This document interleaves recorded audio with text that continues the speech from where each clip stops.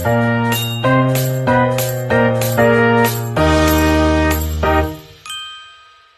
semuanya, baiklah di video kali ini saya akan menyampaikan materi tentang strategi dan model pengembangan SDM nih teman-teman.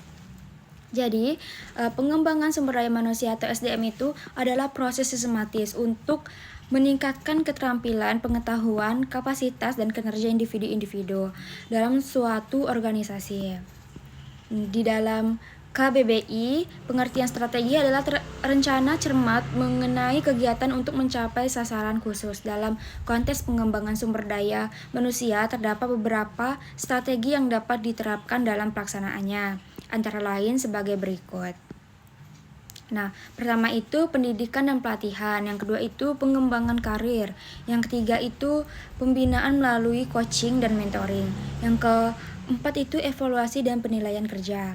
Nah, model pengembangan sumber daya manusia merupakan kerangka konseptual yang digunakan sebagai pedoman dalam merencanakan, melaksanakan, dan mengevaluasi upaya peningkatan kualitas sumber daya manusia secara sistematis dan berkelanjutan. Nah, strategi pengembangan sumber daya manusia itu, yang pertama itu ada model berbasis kompetensi. Nah, yang kedua itu ada model pelatihan dan pengembangan. Yang ketiga itu ada model pengembangan karir. Yang ketiga itu ada model pembelajaran organisasi. Nah, pentingnya strategi model pengembangan sumber daya manusia itu, pengembangan SDM itu tidak dapat dilakukan secara sporadis atau insidental, melainkan harus dirancang melalui strategi dan model yang sistematis, terencana, serta berorientasi jangka panjang. Nah, strategi dan model pengembangan SDM itu berfungsi sebagai pedoman dalam meningkatkan kompetensi, kemampuan, sikap, dan perilaku individu agar selaras dengan kebutuhan organisasi dan tuntutan lingkungan eksternal.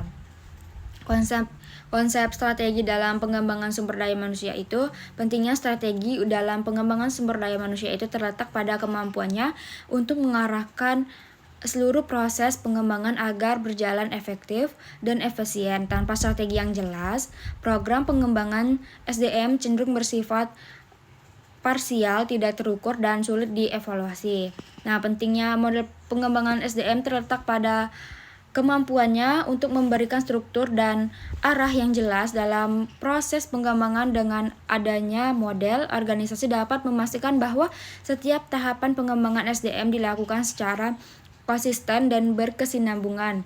Model ini juga memudahkan organisasi dalam menyesuaikan metode perkembangan dengan karakteristik peserta, jenis kompetensi yang dikembangkan, serta konteks organisasi. Nah, tantangan dalam penerapan strategi itu dan model pengembangan SDM, yang pertama itu keterbatasan sumber daya baik dari segi anggaran, waktu, maupun tenaga ahli.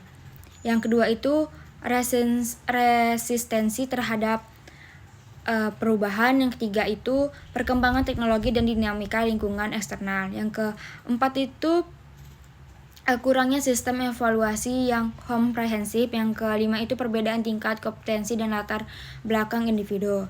Nah, peran pihak-pihak dalam pelaksanaan pengembangan SDM, yang pertama itu manajemen puncak atau top manajemen, yang kedua itu departemen sumber daya manusia atau HRD, yang ketiga itu departemen sumber daya yang keempat itu yang keempat itu karyawan atau peserta pengembangan sumber daya manusia, yang kelima itu pihak eksternal atau konsultan atau lembaga pelatihan. Nah, mungkin itu saja yang dapat saya sampaikan. Terima kasih, bye bye.